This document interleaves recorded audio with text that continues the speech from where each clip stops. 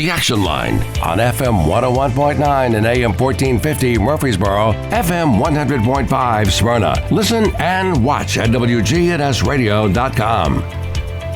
And now joining us in studio, we have Dr. Amy Sayward, history professor and coordinator of MTSU's American Democracy Project chapter. So I guess start now, what is that? So the American Democracy Project is an effort by the American Association of State Colleges and Universities. It's about 20 years old, that said, gee, we're doing a great job of educating our state's students, but we also need to make sure that we're educating the next generation of citizens. Are we, in our educational efforts, making sure that we're providing the civic education that our students, our leaders of the future, need so that they can lead in the future? And coming up, I believe just in a couple of days, MTSU's Constitution Day observance featuring keynote speaker David Brooks of the New York Times and traditional Constitution readings across the campus. So tell us more about that. Yes, so we will start a little later this morning with the first reading of the Constitution. So students volunteer and they read. We've divided into 110 sections. It takes us about an hour and 15 minutes to read through the entire Constitution. From the preamble, we the people, all the way through all of the amendments. We find that a lot of times students, in reflecting on it, say, gee, never actually read or even listened to the whole thing. And especially when folks are like, oh, that's unconstitutional. Well, do you know what the Constitution says specifically about that? You know, I was going to ask, when you are working with students who are in college, are you ever surprised at maybe how little they know about the Constitution once they come into the classroom?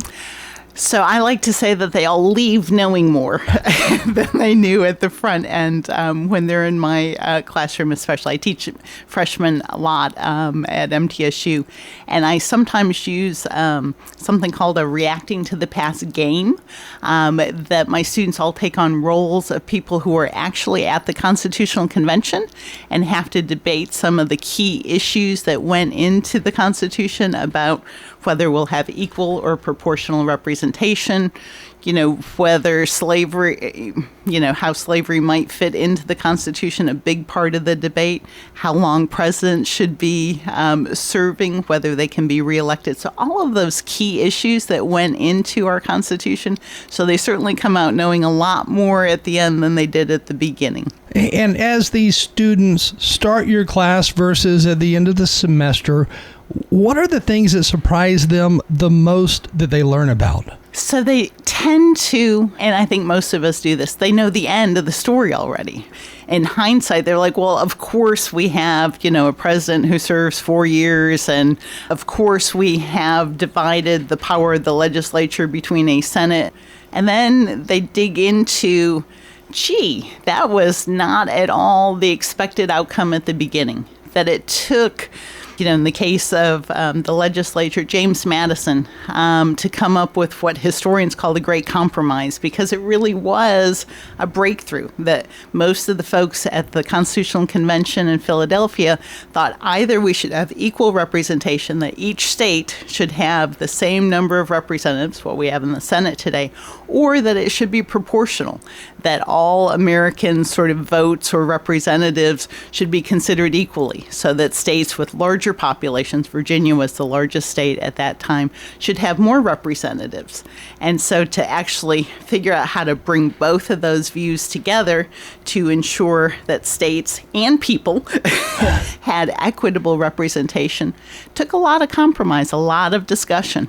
David Brooks, the guest keynote speaker who is going to be on the MTSU campus. He writes a column in the New York Times. He's been a guest many times, I believe, on PBS and a lot of other shows too. Mm-hmm. What what is it about him that you think students will find perhaps fascinating? So one of the things that I appreciate about David Brooks is, and probably as a historian, so his undergraduate degree's in history, and he often cites or talks about the philosophers, the other thinkers that have influenced him. So he encourages people who agree or disagree with him to go back to and engage with those historical perspectives. He often references Hobbes, for example, a classic political philosopher. And so I think that's helpful for students. It's not just, this is my opinion. This is the opinion that I have developed based on reading this, engaging with this, which is the type of thinking, critical thinking, engaged thinking that we want all of our students at MTSU to do. Again, with us right now in studio, Dr. Amy Sayward, history professor and coordinator of MTSU's American Democracy Project. And in that department of history, that's got to be an interesting place to be because there is so much fascinating history regarding America. There is. So I'm a specialist in post-1945 U.S. foreign policy, which I say my field's always growing because we add a new year, a new president, a new secretary of state on a continuing basis. One of the things, however, that I remind my colleagues in U.S. history, they're like, oh, we have to cover all of American history in 2 semesters, and it's so hard. I said, now remember, we have colleagues in World Civ who cover origins of humankind to 1500 in 1 semester. Wow. So they're a little less sympathetic to we have too much history to cram into a semester. I guess, for students who are coming in as freshmen, how interested are they in history in general? So it varies, of course. A lot of students think that history is lots of names and dates and memorizing information. I teach our course called Teaching Historical Thinking, preparing especially high school history teachers. And we use a book by a historian called Sam Weinberg, whose most recent book is called Why Study History When It's All on My Phone? Because the idea is if it's just dates and people and memorizing, I can Google who invented the cotton gin and get that answer. Why would I memorize it? And in our field, we really have shifted from that sort of memorization as information becomes much more readily available than when I was in college or high school to how do we make sure that the sources that we're looking at are reliable, are factual? How do we make sense of conflicting perspectives?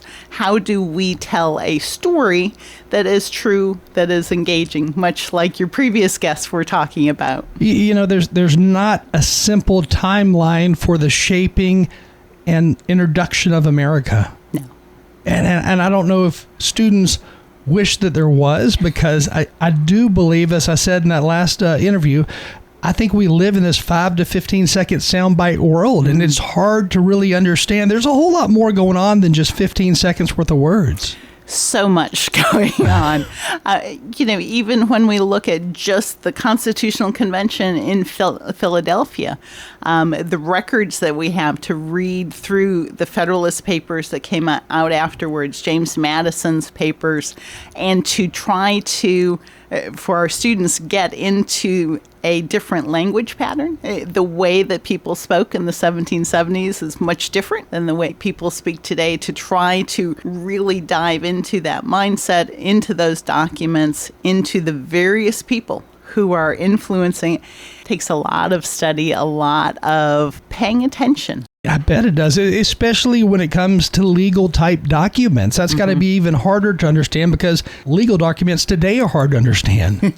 I have a student right now who is trying to write a unit plan about Andrew Jackson for 8th graders, which is a challenge because the state standards require that you cover 3 different U.S. Supreme Court decisions and then how to make those legible, understandable to 8th graders is really a task when you're taking a different centuries language and Supreme Court language about precedents and trying to make it accessible to those 8th graders. So again, this big event coming up, and you said it starts today? It starts today with the first reading of the Constitution at 11 o'clock this morning. Our College of Media and Entertainment will be right on the quad in front of the library, kicking us off. And it then wraps up, is it Wednesday that it kind of closes out? Yes, so Wednesday at 1 o'clock before the David Brooks event, the College of Liberal Arts and the College of Basic and Applied Sciences will be in the Peck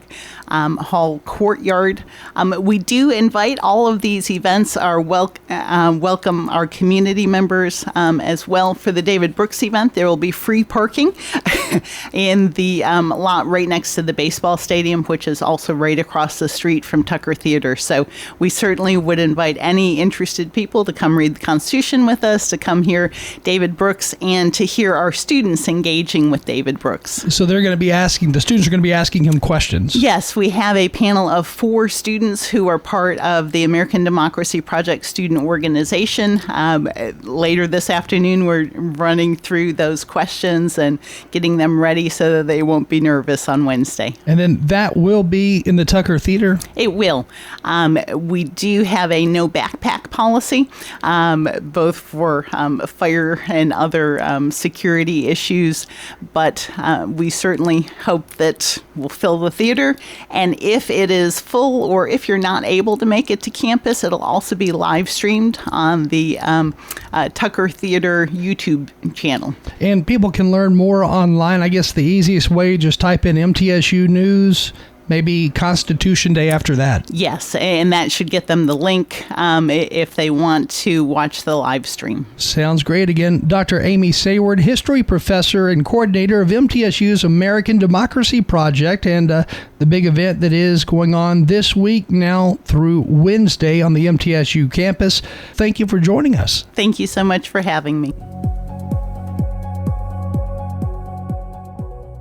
From brakes and alignments to new tires and wheels, Tire World, locally owned and operated in Murfreesboro, Smyrna, and Laverne. Tire World, we keep your family rolling. Online at tireworld.us. Listen each weekday morning at 9 o'clock for the Roundtable here on News Radio WGNS. Interesting hosts and guests with the news, views, and people that are shaping Rutherford County. When I don't know what time it is, I look down at my Longines watch. I think Longines offers the best quality for the price, and that's why I recommend you to get a Longines watch from Bell Jewelers. Hi, this is Trevor from Bell Jewelers. Here at Bell Jewelers, our showcase is very full with Longines watches. We just got a huge shipment in. We got the top lines like Conquest, Legend Diver, and Zulu Time, and many of the other ones as well. Come see us at Bell Jewelers, 821 Northwest Broad Street, across from Toots.